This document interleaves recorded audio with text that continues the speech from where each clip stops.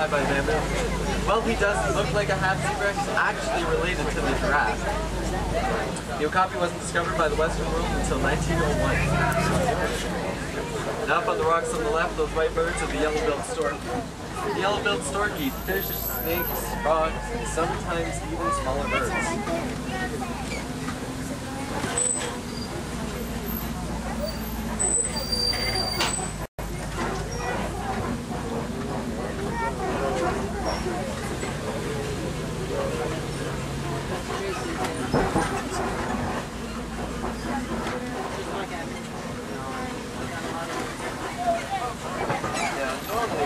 Rocks, we can see the black rhino. You can spot him. The black rhino has a hide 1-inch thick, charges 35 miles an hour, and can repel any predator except for man. Unfortunately, they become quite the target for poaching, and there are actually less than 4,000 in the world. Now up on your right, up by the trees in there, is the greater kudu. You can kind of see him. The greater kudu is the second largest antelope in Africa. If you can't see them, it's pretty cool because they're actually not true animals.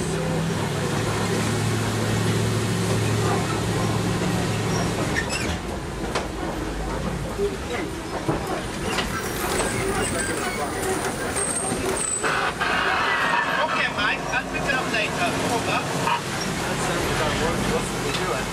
Hey Wilson, is that you up there doing the rounds today? Over.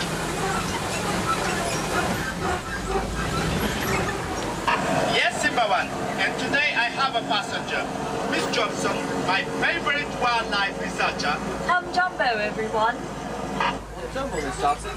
We're actually heading down into the Safi River looking for some Nile hippo. Any tips? We'd love to hear. Over. Roger, Simba One. Will do. Over. Sometimes in the river over here you can see the Nile hippo. If not, we might get another chance in the river up ahead.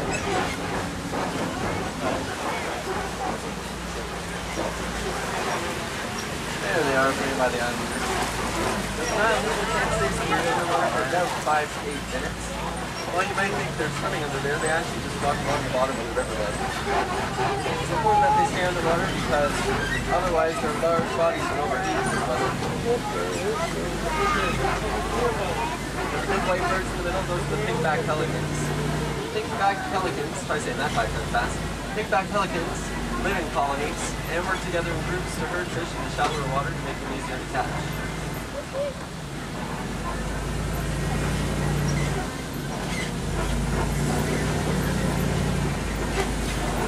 Simba One, when you come to Senegali Bridge, go pole pole, very slowly. That old bridge has seen better days, and I think our shifty-eyed friends, the crocodiles, know it. Roger that, Wilson. Thanks for the warning. Over here over the bridge is the Nile crocodile. The Nile crocodile can grow to be 18 to 20 feet long. The power of 1,200 calories.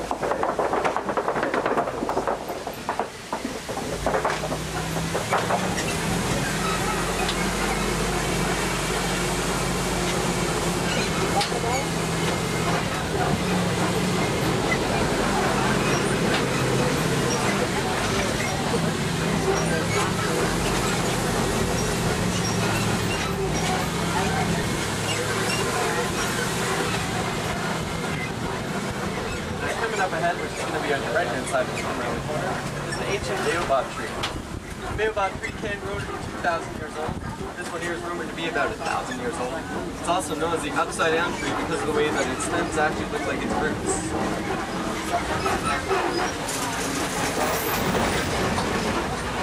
Now we're heading down to get the best view of our reserve. Here we're entering the savanna, which is part of the Serengeti grassland system.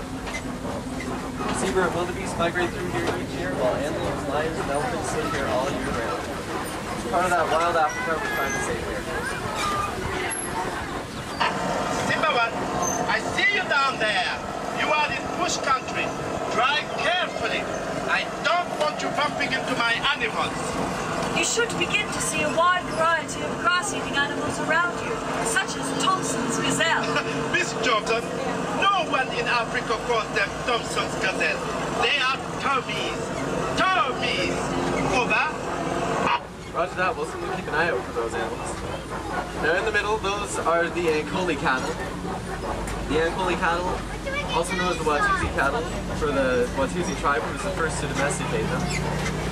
Their horns can be about 5 to 6 feet across and measure 20 inches in circumference at the base. The savanna gets its look from the animals that live here. The elephants act like bulldozers, knocking down the trees to let more grass grow through. The giraffes act like prudent shears, eating the lower leaves on the trees to let the sun shine in. The zebra and the large antelope act like mowers, eating the tall grass.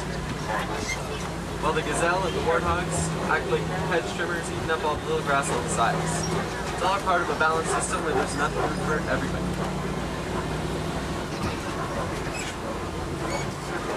Now these big dirt mounds on either side of the truck, those are termite mounds.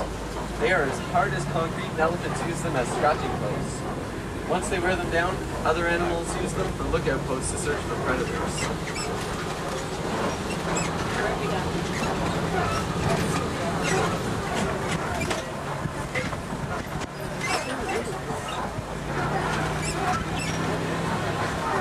Coming up on the left, you should get a good view of them. Those are the reticulated giraffe. The reticulated giraffe gets its name from the Latin word reticulata, meaning net, describing the net-like pattern on its skin. The giraffe can grow to be 18 to 20 feet tall, being the tallest mammal.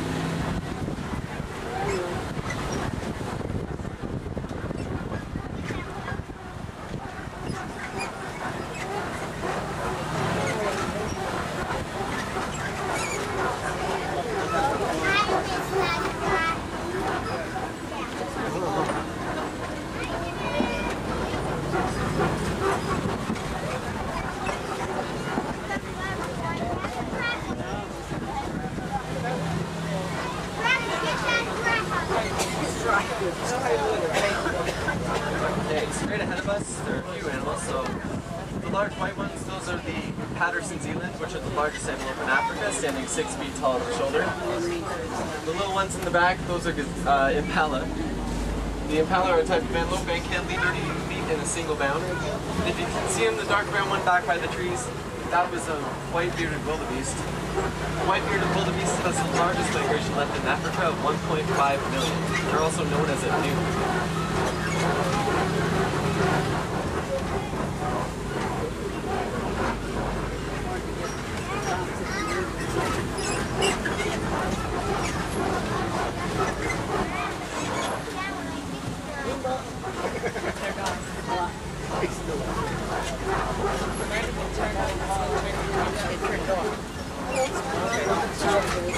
Coming up on the other side of this rock, sometimes we can catch a few mandrill. The mandrill are the largest monkeys in Africa and the most colorful monkeys in the world.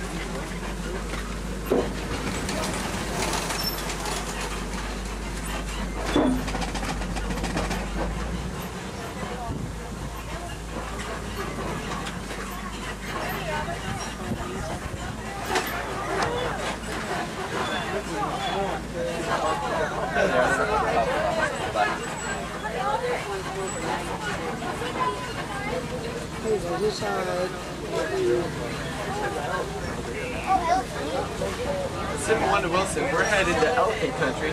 Any signs of bigger little men? I have not seen them today. Try the red clay pit. Big Red is the elephant matriarch of the reserve's herd. She gave birth a while ago to a new calf. He does bathe in the same red clay pit as his mama, so I named him Little Red. Elephants are wonderfully social creatures.